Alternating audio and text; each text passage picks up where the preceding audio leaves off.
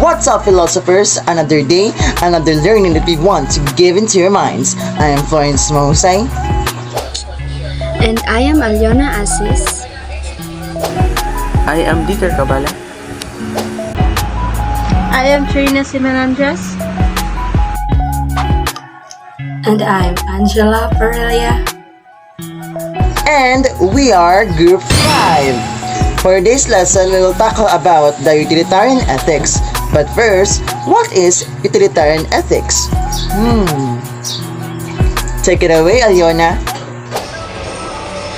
Thank you, Florence. So, utilitarian ethics is a moral theory that focuses on maximizing overall happiness and minimizing suffering. So, utilitarian ethics is like a happiness calculator. It says that the right thing to do is whatever brings the most happiness and least suffering to the most people. So when faced with a decision, you should consider how it will impact everyone involved and choose the option that brings the most overall happiness. It's all about making choices that benefit the greater good. Example for this is the Robin Hood movie. So a Robin Hood utilitarian believes in taking from the rich to give to the poor, aiming to make everyone happier, so they focus on reducing inequality that reduces help improve the lives of the disadvantaged, creating a fairer and happier society at all.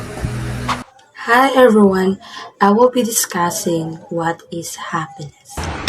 Happiness, ma'am.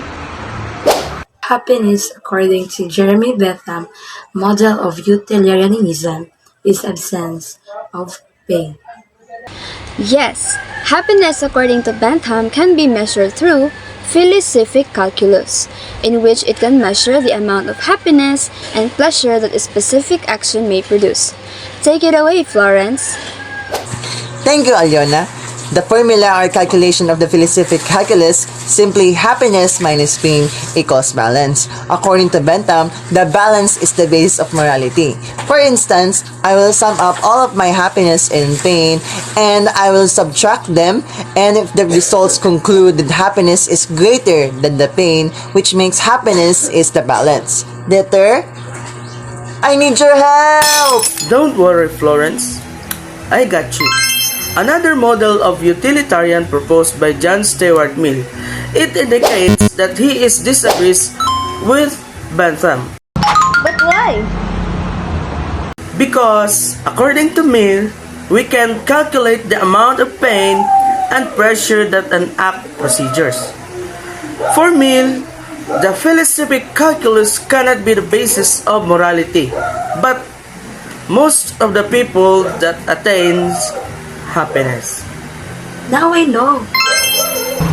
In a long discussion, Bentham and Mill proposed the act and rule of utilitarianism. The act utilitarianism basis of morality is the act itself. Hence, we should produce those actions to bring happiness to others. While the rule of utilitarianism, an act is immorally right if it is confirmed to justify moral rule.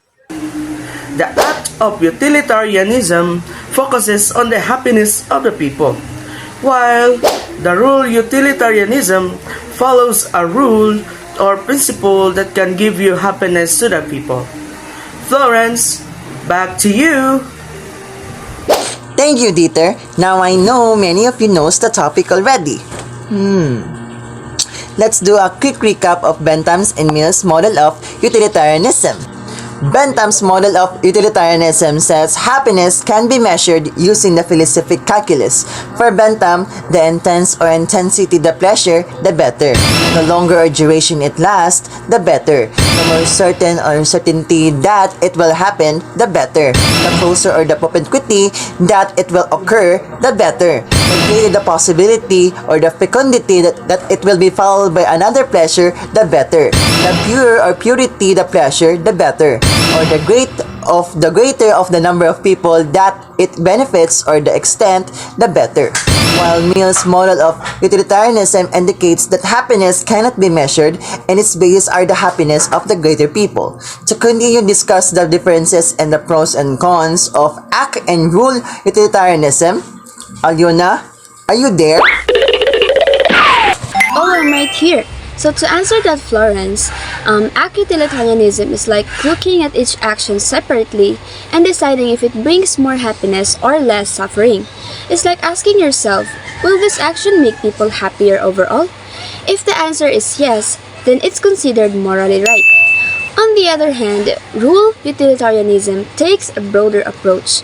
It focuses on following general rules or principles that, when consistently applied, it leads to the greatest overall happiness.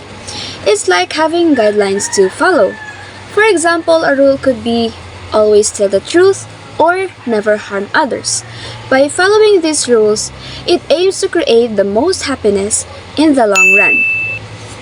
Now let's talk about the pros and cons. So, act utilitarianism has the advantage of being flexible and adaptable. It allows you to consider each situation individually and make decisions accordingly. This can be helpful when faced with complex or unique scenarios. However, one downside of act utilitarianism is that it may lead to inconsistent decision making. Since it evaluates actions on a case-by-case basis, there might not be clear guidelines for moral behavior in certain situations. So, this can make it challenging to determine the right course of action consistently. On the other hand, rule utilitarianism provides a more structured and consistent moral framework. By following established rules, it aims to create the greatest overall happiness in the long term. This can be helpful in providing guidance and maintaining fairness. However, rule utilitarianism may overlook specific circumstances and individual cases. It focuses on general patterns of behavior, which means it might not consider unique factors that could impact the happiness of individuals in specific situations. Ultimately, the choice between act and rule utilitarianism depends on personal preference and the specific situation. Some people prefer the flexibility of act utilitarianism, while others find comfort in the structure of rule utilitarianism. It's like choosing between making decisions case by case or following established guidelines. Everyone, as we move on with our discussion with the compare and contrast of the two models, we are firmly believe with John Stuart Mill's model of utilitarianism. Because we believe that happiness, pain, and pleasure cannot be measured, especially with the usage of the philosophic calculus, because philosophic calculus is not the basis of morality. Just like in my example earlier, that even though happiness is the balance, it is not guaranteed that it is morally right because there is pain involved. And we also agreed with John Stuart Mill's stated that it is morally right if it produces greater happiness to greater people. And it is morally wrong if it produces pain to everyone else. Plus, we also agreed with what John Stuart Mill said that we aim to have intellectual pleasure than sensual pleasure. Now, in the act and rule utilitarianism, we don't know exactly where to believe because it's quite different to analyze it. But we come to the decision that it may depend on the situation. For example, we will use the situation of Robin Hood. So Robin Hood steals from the wealthy family golds, monies, and everything. And Robin uses them to help and save the poor family. Now, in other perspective, it is right. It is morally right because his intention, his pure intention is to help poor people. But on the other perspective, it is wrong because he steals and stealing is not right. Now, if you base that in the act and rule utilitarianism, Robin's action is right because his action produces greater happiness to many people. But in the rule utilitarianism, it is wrong because he steals and steals is not that right. More like Robin follows his own self, his own actions, whether he doesn't follow the rules, he doesn't follow the authorities, as long as he produces happiness to many people. But we come to the decision that we may agree with the rule utilitarianism, because at the end of the day, we should follow the authorities and the specific rules that bind us together as a community. Saving the people or saving other people's lives is good, but also we need to consider what is happening or what is important in our community. Thank you very much everyone for listening to our discussion today. We are very thrilled and honored to share the discussion of the utilitarian ethics. We hope that you understand, and please keep in mind and remember that you should be good always to yourself and to everyone.